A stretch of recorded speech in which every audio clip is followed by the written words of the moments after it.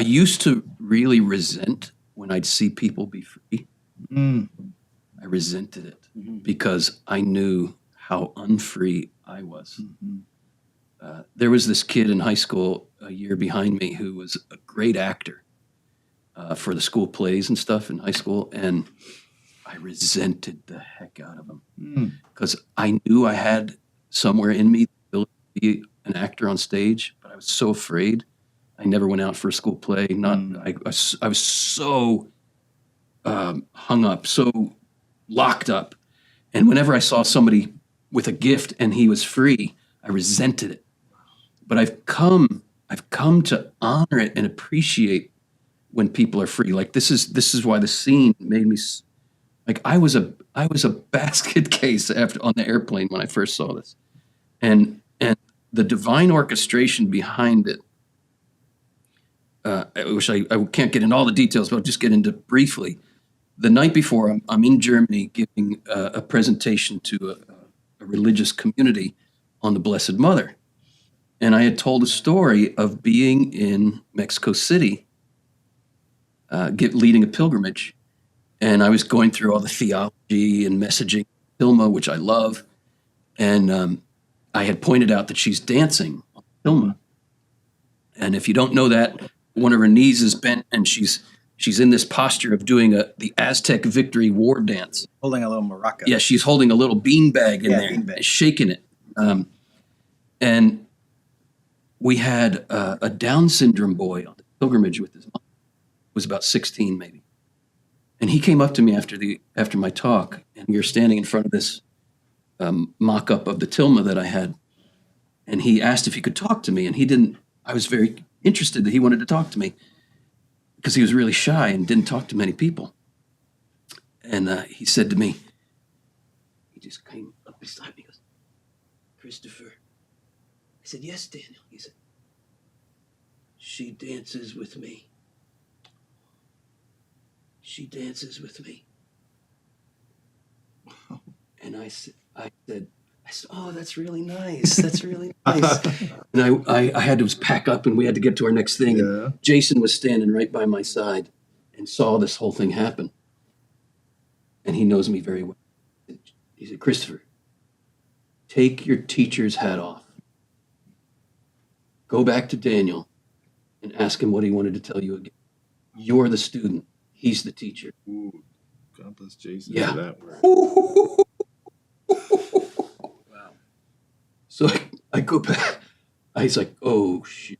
Jason was like, "Yeah, you're right, Jason." So I go back. I said, "Daniel, can you tell me again what you were telling me about the Blessed Mother?" And he comes up to me, goes, "She dances with me.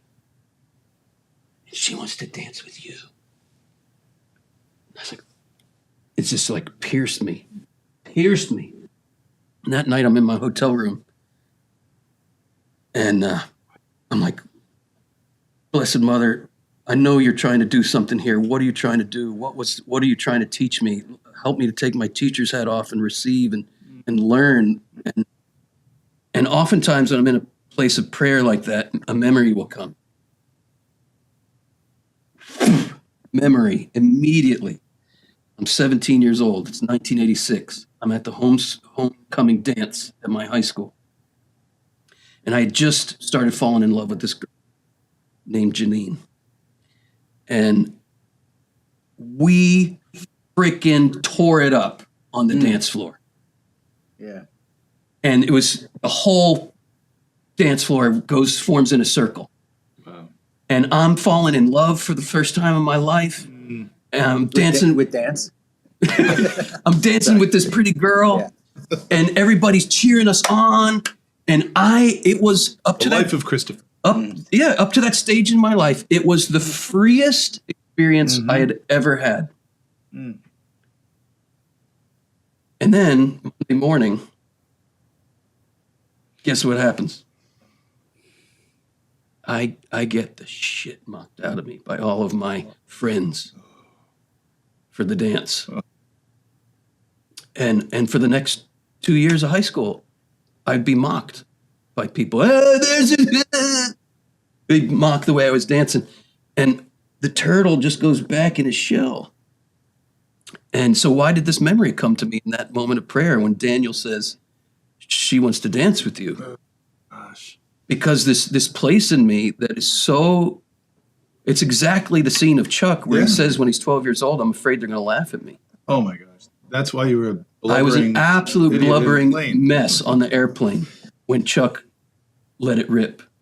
Because I want to be that free. Yeah. I want to be that free. And that on that trip to Mexico City, it was December 12th. We were there for the feast day of Guadalupe. Yeah. And there are tens of thousands of native Mexicans in the square, in groups of like 100. And they've hiked from the mountains, man. They are on pilgrimage for miles and miles and miles to get there. And they're dressed in their native garb, and they have drums, and they're dancing. They are dancing. And I'm on the outskirts watching these dances happening.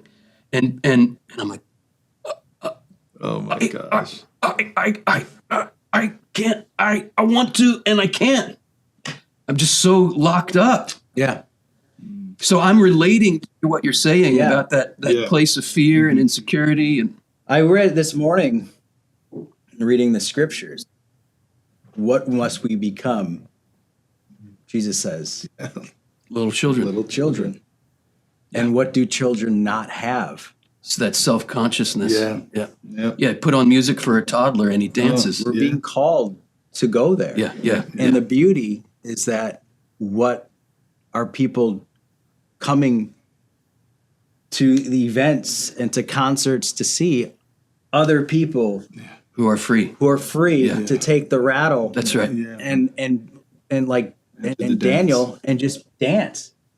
And that brings me kind of full circle to what I was saying earlier about when it's a funny dynamic, but when I'm on stage in front of 500 people, I can dance. You're dancing. I'm dancing. When I was in the square in Mexico City, I couldn't. Yeah, what is that? There's something there is an enemy who does not want us to dance. And That's precisely the point. Yeah. We're trying to be anesthetized. Yeah. We're being given our self-consciousness and our shame and a hyper awareness to anesthetize and keep us at bay.